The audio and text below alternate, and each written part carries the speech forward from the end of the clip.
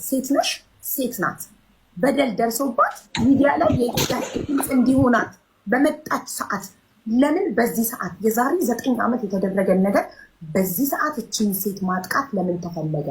ለምን በዚህ ሰዓት ሆነ? የዛሬ 9 ዓመት የተፈጠረ ነገር የሆነ ነገር ዋይ ዚስ ታይም? ለምን የሆነ ተልእኮ ከሌለሽ ይቅርታ ሰብለ ጥያቄን አልጨረስኩም። የሆነ ተልእኮ ከሌለሽ የሆነ አካል ከፍሎ ካላከሽ እችን ሴት ለምን በዚህ ሰዓት ማጥቃት መበቀል ተፈለገ? ሀቋን ስለጠየቀች ተገጨች። ለተገጨችበት ነገር ሀቋን መጠየቋ በአንድ ሰው እኮ መብቱ ነው። ተገጭቶ ሽማግሌን ጨርስ ይባል። አይ እኔ ፍርድ ቤት ቀርቤ ፍርድ ቤት የፈረደልኝን ሀቄን ነው የምፈልገው ካለ መብቱ ነው እኮ። የሰውን መብት እኮ ልናከብር ይገባል። ሌላ ከሰረቀች አይደለ የሆነ ነገር ካደረገች ተገጨች፣ በእናንተ መኪና ካሳ ጠየቀች፣ አሳክሙኛለች፣ ፍርድ ቤት የፈረደላትን ተረከበች። ይህ ነገር ኖ አይገባሽም። ትንሽ ነበር ልጠይቅ የነበረው።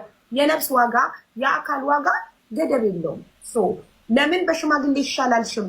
ለምን ትንሽ ብር ሰተንሽ ዝም አላልሽም? ለምን በፍርድ ቤት ሄደሽ መብትሽን አስከበርሽ?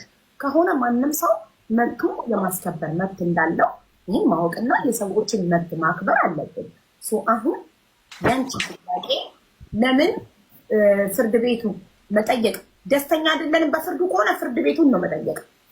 በሕክምናዋ የተጻፈላት ውጤት የእውነት ያንን ያህል ወረቀቱ ላይ የተጻፈላት ያህል ጉዳት አልደረሰባትም ተጋኗል ከሆነ ሐኪም ቤቱን ነው መክሰስ እንጂ ግለሰቧን አይደለም። ማለት ሆስፒታሉን ትከሳላችሁ ወይም ፍርድ ቤቱን ትከሱታላችሁ። ፍርድ ቤትም እኮ ይከሰሳል። በፍርድክ እኔ ደስተኛ አይደለሁም፣ እኔ የተበደልኩኝ አይነት ስሜት ይሰማኛል፣ እዛኛው ወገን አድልተሃል የሚል ስሜት ከተሰማኝ ፍርድ ቤቱን ነው እንጂ አህያውን ፈርቼ ዳውላው ላይ አልወጣም። የፈረደው ፍርድ ቤት ነው። ፍርድ ቤት ትከሳላችሁ። ራይት ይሄ ነው የሚባለው። እኔ ደግሞ አወራለሁ ሀቡዬ በቃ ሀቡዬ እኔ ልቀጥል አንድ ጊዜ አይደለ? ለሀቡ አትቀጥይም። ሰብለትማ በፊት ስራሽን ሰብለ ስጨርስ ሚውት ታደርግልሽና ትቀጥያለሽ። ሰብለ ትጨርስ መጀመሪያ። ሀቡ መጀመሪያ አሁን ያልሻቸው ነገሮች ማለት ነው እውነት ነው። አንድ ሰው ከተጎዳ ግድ ነው ማሳከም ግድ ነው። ያን የተቃወመ ሰው የለም። ሰዎችም አሳክመዋታል። የዛኛውን መኪና ራሱ ምንድነው እንትን አሳክሟታል። እኛ ብቻ አይደለንም፣ የነበረበት መኪና ራሱ አሳክሟታል። ታክማለች፣ ግን እሷ እድሉን ተጠቀመች። አቡዬ የምልሽን ትረጅኛለሽ። መንገድ ላይ በኖርማል ደህና ነሽ ትሄዳለች፣ ሰው እያያ ከዛ አጭበርብራ ነው ማረጋገጣችን ነው እያልኩሽ ያለው አቡዬ። በጣም ጥሩ። ስለዚህ በዚህ አደባባይማ የዛሬ 9 ዓመት ራሱ እንዴት እስከ 60 ዓመት ድረስ ይከፈለኝ ብላ የተከፈላት ሴትዮ የዛሬ 9 ዓመት ራሱ ፏፈሽ እያለች ሚዲያ ላይ ነበረች አይደል እንዴ? በወንድሟም ጉዳይ ነበረች፣ ከዛ በፊትም ነበረች። ይቅርታ አሁን ገብቶኛል። የዛሬ 9 ዓመት እኛ ለገጨናት መኪና እስከ 60 ዓመት ድረስ መራመድ አልችልም ወይም መሄድ አልችልም፣ ሰርቼ መብላት አልችልም ብላ ለ60 ዓመት የሚሆናት 200 እኮ ገባኝ። ላስረዳ ነው ያንቺ ብላ እኮ ነው የተከፈላች። ግን አሁን አለች፣ በሰላም አለች፣ ምንም አልሆነችም። አዎ አቡዬ ላስረዳልሽ ሰብለ ላስረዳ። የዛሬ 9 ዓመት እናቴን ማስገቢያትና እናቴን ትናገር፣ ብሶቷን ትናገር፣ የሰራቻትን ስራ ይቅርታ ልጠይቃት ይገባል። ሀቡ እሺ እኮ ስለተራመደች እናትሽን ይቅርታ ጠይቃለች። ቆማ በህይወት ስላለች እናትሽን ይቅርታ እንደጠይቅ ነው የፈለግሽው። አንዴ እኔ ደግሞ ላስረዳ። የዛሬ 9 ዓመት በመኪና ገጭተናት ፍርድ ቤት 200 ሺህ ብር ፈርዶላት እስከ 60 ዓመት አልራመድም ብላ ፍርድ ቤት 200 ሺህ ብር ፈርዶላት 200 ሺህ ብር ካሳ ከፍለናት ለገጨናት ለምን አሁን ቆማ ትሄዳለች? አዎ ያልጋ ቁራኛ ለምን አልሆነችም? ለምን ተሻላት? 60 ዓመት ሳይሞላ ለምን ተራመደች በእግሯ? አልጋ ላይ መኖር ነበረባት። እኛ የከፈልነው 200 ሺህ ብር ለ60 ዓመት አልጋ ላይ እንድትቆይ ነበረ። ስለዚህ ለምን አሁን ጀሚላ ከአልጋ ተነስታ ተራመደች? ስለዚህ መራመድ ከጀመረች 200 ሺህ ብራችንን ትመልስልን ነው። እንደዚህ በግልጽ ፍርጥርጥ አድርገሽ አስረጀን። ከ60 ዓመት በፊት ለምን ከአልጋ ተነሳች? ለምን በእግሯ ተራመደች? ለምን ቆማ ሄደች? 60 ዓመት ነው እኛ የከፈልንላት። ለ60 ዓመት ቆማ ነው የምትሄደው ሀቡዬ። ከበፊትም ቆማ ነው የምትሄደው። በፍርድ ሰዓት ራሱ እሷ ቆማ ነው የምትሄደው። ደህነኛ ምንም ነገር የለባትም እኮ ነው የምልሽ። ወረቀት የላኩልሽን ይኸው የደሴ ሆስፒታል የጻፈላት ወረቀት እኔ ቀስ ብዬ ላስረዳሽ ነው የምፈልገው ሀቡ፣ እንድትረጅ እውነቱም ማለት ነው። አንቺ እኔ ማቅሽ ከማቅሽ ድረስ ከእውነት ጋር ነው የምትቆሚው። ለማንም አታዳይም። አንቺ ማለት እኛ ሴቶች የምንኮራብሽ ሴት ነሽ። እሷንም ብለሽ አይደለም እውነቱን ነው የምታደርጊው። ወረቀቱን ግቢና የደሴ ሆስፒታል ምን ብሎ ነው የጻፈው? በዛ ሰዓት ራሱ ሙሉ በሙሉ ጤነኛ ነሽ ብሎ ነው የጻፈው። ግን እሷ ይላል የደሴ ሆስፒታል የጻፈው፣ ግን እሷ አዲስ አበባ ካልሄድኩ ብላ በጠየቀችው መሰረት ወደ አዲስ አበባ እንድንሄድ ፈቅደንላታል ብሎ ጽፈንላታል ብሎ የደሴ ሆስፒታል የጻፈው። በዛ ሰዓት ራሱ በጣም ጤነኛ ነች እያልኩ ነው ሀቡዬ። ብትጎዳ እኛም የደሴ ሆስፒታል ነፃ ናት ብሎ ከጻፈላት ያንን ወረቀት ይዛችሁ ለምን ፍርድ ቤት ሄዳችሁ ነፃ ናት ምን አለ ሄድን? በቃ እሷ እጇ የበዛ ነው። ምንም ማድረግ አልቻልንም። ከአቅማችን በላይ ነው። በቃ እጇ ብዙ ነው። ታዲያ ለዚህ እኮ መከሰስ ያለበት ፍርድ ቤቱ ነው። አንድ ወረቀት አለ ደግሞ የላኩልሽ ሀቡዬ። አንድ ያለበት ፍርድ ቤቱ ነው አይደል? ጋይስ ቆይ ለዚህ እቺ ሴት ሀቡዬ አዳምጪኝ። እኛ ከሆነች ፍርድ ቤቱ አዳምጪኝ። ህዝብ እንዲያዳምጠኝ ይፈልጋለሁ። አንቺም አዳምጪኝ ሀቡዬ። ይኸውልሽ አንድ ወረቀት አለ እሱ ጋር የላኩልሽ ወረቀት ጋር የሆቴል ሴንትራል መኝታ ቤት የሚል ሴንትራል ሆቴል እዛ ሄጄ ለስንት ቀን እዛ ቆይቻለሁ ብላ እናቴን ታስከፍላታለች። የቆየችበትም ማለት ነው። ገብቶሻል? ከትራንስፖርት ጋር ከዛ ሲጣራ እናቴ ደግሞ በጣም ስለተናደደችባት እስከ አዲስ አበባ ሄዳ አጣራች። የሴንትራል ሆቴልን ስታጣራ ያመጣችው ቢል እኛ አልሰጠናትም ብሎ አጣርቶ መንግስት አጣርቶ ፈርዶባታል። እሷ የብር ቅጣት ራሱ መንግስት ማለት ነው። ለምን ያመጣችው ወረቀት ገብቶሻል ሀቡ? የተረጅኝ ሀቡ ያቀረበችው ቢል የተሳሳተ ፎርጅድ ስለሆነ ማለት ነው። እንግዲህ አስቢ ሀቡ፣ የሆቴልን ራሱ ፎርጅድ ካመጣች የሆስፒታል ማስረጃ ራሱ ፎርጅድ ነው የምታቀርበው እሷ። ይህን ከማድረግ ራሱ የምትመለስ ሴት አይደለችም። እኛ እኮ ያለፈ ነገር ነው ሀቡ፣ ትተነዋል። በእውነት ነው የምልሽ ትተነዋል። አላህ ሰተን ትተነዋል። ሁሉም ትተዋታል። ግን ምን እየሰጠሽኝ አይደለም። ፎርጂድ የሕክምና ወረቀት ለፍርድ ቤት ስታቀርብ ፍርድ ቤቱ ጅል ነው፣ ፎርጂድ የሕክምና ማስረጃ አይለይም እያልሽ ከሆነ ፍርድ ቤቱ ነው መጠየቅ ያለበት። ለምን ፎርጂድ ነው ኦሪጂናል ነው።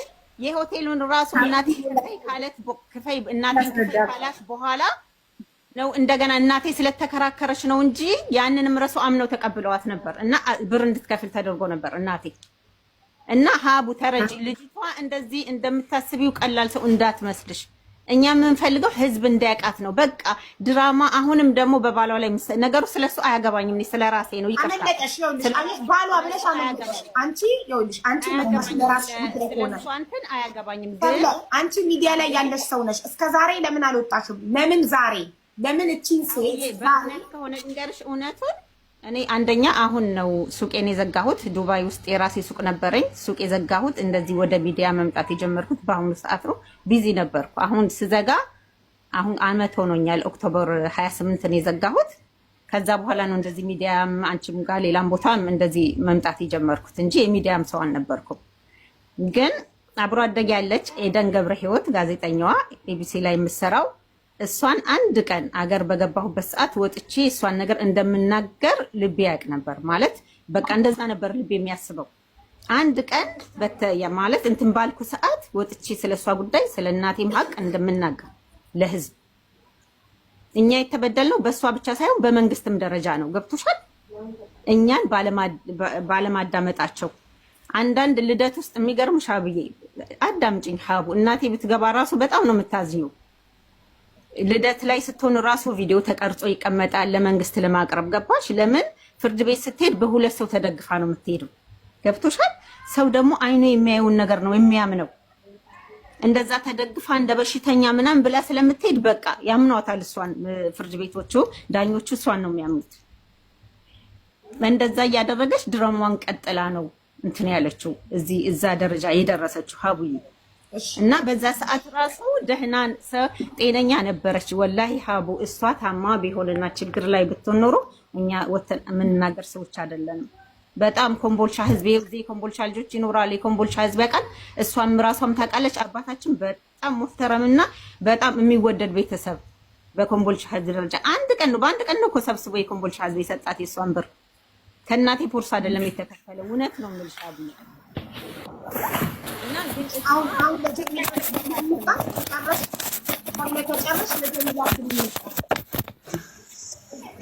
ሀቡዬ ጀሚላ ሚዩት አታብሪ ሳልልሽ አንዴ ጨረሽ ተቆረጠ እንዴ? ምን ላይ ነው ጀግንነቷ? የልጆቿን አባት የምትከስ ሴት ናት እኮ ጀሚላ ማለት። የረከሰች ለገንዘብ ስትል የምትሞት ሴት ናት። ማን እንደላከሽ አሁን አመለጠሽ? ለምን ያመልጠኛ? እኔ ልጁንም አላውቀውም ሲጀመር። እኔ እዛ ሀገር ላይ ከወጣሁ 23 ዓመቴ ነው ሀቡዬ። ከዛ ሀገር ከወጣሁ እኔ 23 ዓመቴ ነው። ስለ ጀሚላም ባላላቅም እሱንም አላቅም፣ ስሙንም አላቅም፣ ልጆቿንም አላቅም ሲጀምር ማለት ነው። 23 ዓመቴ ነው ከኮምቦልቻ ከወጣሁ። እኔ ትላንትና የመጣው ሰው አይደለሁም። ከሱ ጋር ምን ያገናኘኛል? አንቺ ቤት ሳያት ተናደድኩ ገባሁ እንጂ ስለሱ ምንም ማቀው ነገር የለም። ግን እሷን ነፃ ለማውጣት የምትሞክሪው ነገር ያናድዳል። ሀቡ አንቺ እኮ እንደዚህ ሰው አይደለሽም። ወረቀቱ በእጅሽ የሆቴል ፎርጆድ ወረቀት በእጅሽ ላይ ያለ ልኬልሻለሁ እኮ የሆቴሉን አጭበርብረሽ ልኬልሻለሁ እኮ። እንግዲህ እየተደማመጠን እኔ ሳዳምጥሽ አንቺ ታዳምጪኛለሽ። ወደሽ ሳይሆን በግድሻው ሚዩት አድርጌሻለሁ። አንደኛ ከ9 ዓመት በኋላ ቆማ ስላየሻት 200 ሺህ ብር ከህዝብ ለተሰበሰበ ከኪስሽ ላልወጣ ተንገብግበሽ በጤና ስላየሻት ቀንተሽ ልትከሻት መጣሽ። በጤና ስለሆነ አይደለም፣ ስለ ገንዘብ አይደለም የምናወራው። ስለ 5 ዓመት የአንድ የዘጠኝ እያዳመጥሽ ስጨርስ ነው የምታወሪው። እኔ ስጨርስ 5 ዓመት ብሎ ስላንከራተታቸው ሰብለ አዳምጪ፣ ስጨርስ ታወሪያለሽ። እድሉን ሰጥሻለሁ። እኔ አልነቅልሽም። ስለዚህ ከ9 ዓመት በኋላ ምንም አናገኝም። እኛ ግን ህዝቡ እንዲጠላት ስለምንፈልግ ህዝቡ እንዲያውቅ ስለምንፈልግ ብለሽ መጣሽ። እሺ ብዬ እድሉን ሰጠውሽ። በጣም ጥሩ። አንደኛ ፎርጅድ ወረቀት ይኸውልሽ፣ እኔ ነጥብ ይዛለሁ። እያዳመጥኩሽ ረጅም ሰዓት ሚዩት አድርጌ ሳዳምጥሽ ነበር። አንደኛ ፎርጅድ ወረቀት ማስረጃ ለፍርድ ቤት አቅርባለች ለሚለው ጥያቄ ፎርጅድ ወረቀትን ተቀብሎ የፈረደ ፍርድ ቤት ፎርጅድ ወረቀቱ እውነት ከሆነ ፎርጅድ ወረቀት ተቀብሎ የፈረደ ፍርድ ቤት መጠየቅ ሲገባ ለምንድን ነው አንዲት ሴት ግለሰብ ዛሬ የዛሬ 9 ዓመት የተፈጠረ ጉዳይ ስጨርስ ነው የምትመልሽልኝ? ጥያቄ አላለቀም። ጥያቄን አንብቤ ስጨርስ እኔ ሚዩት አደርጋለሁ፣ አፌን እዘጋለሁ፣ አንቺ ትመልሽልኛለሽ። ኦኬ፣ ያ ነው ፌር ማለት ያ ነው። እኔ ደግሞ አንቺ ስታወሪ አላቋርጥሽ፣ ሚዩት አደርጋለሁ። ሰብለ አንደኛ ጥያቄ ፎርጅድ ወረቀት ጀሚላ የዛሬ 9 ዓመት የእናቴ መኪና ገጭቷት የእናቴ ሚኒባስ ገጭቷት ለፍርድ ቤት ያቀረበችው ፎርጅድ ወረቀት ነው። የደረሰባት ጉዳት ያን ያህል አልነበረም። 200 ሺህ ብር አይገባውም ነበር። ግን በፎርጅድ ወረቀት ፍርድ ቤቱን አታላ ፍርድ ቤት ለሷ ፈረደ ከተባለ አንደኛ መጠየቅ ያለበት ፍርድ ቤቱ ነው። ለምን? በፎርጅድ ወረቀት በመፍረዱ። ኦኬ። ሁለተኛ ፎርጅድ ወረቀት በመስጠቱ ሆስፒታሉ ነው መጠየቅ ያለበት። ሁሉም ምንድነው ይሄ ኪውባን ሆስፒታልም ጥቁር አንበሳ ሆስፒታልም ሁሉም ፎርጂት ሰጠ ከተባለ እያንዳንዱ ፎርጂት ሰጠ የሚባለው ሆስፒታል ነው መጠየቅ ያለበት። ሁለተኛ እናቴ ቪዲዮ ጀሚላን ቀርጻ ጀሚላ በእግሯ ቆማ መሄድ እንደምትችል ቪዲዮ አምጥታ ለፍርድ ቤቱ ስታቀርብ ፍርድ ቤቱ ቪዲዮን ሊያይላት ፈቃደኛ አልሆነም ከተባለ መጠየቅ አሁንም ለምን አታይም፣ ለምን እኩል አትፈርድም ተብሎ መጠየቅ ያለበት ፍርድ ቤቱ ነው። ኦኬ።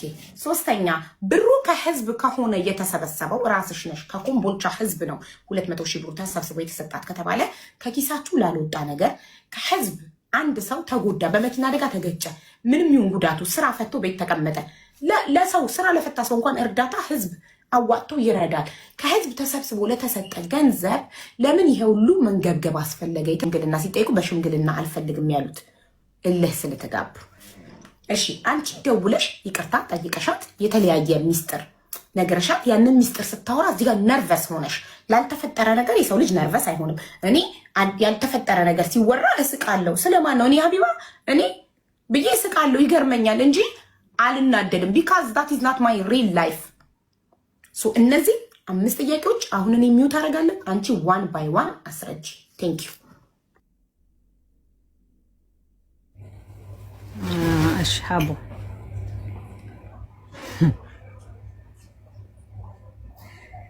በመጀመሪያ ስለ ገንዘብ አይደለም እኛ እዚህ እያወራን ያለ ነው። ወይ ገንዘብ ወስዳለች ትክፈለን ሳይሆን እያልን ያለ ነው።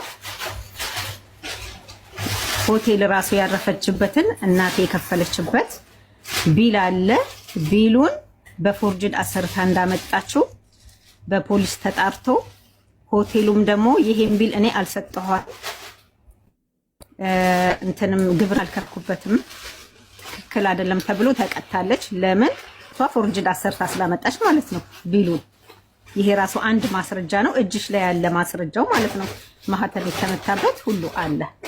ይሄ ባለበት ሁኔታ ጀሚላ ፎርጅድ አታሰራም ብለሽ ማመኑ ራሱ የሚገርም ነው።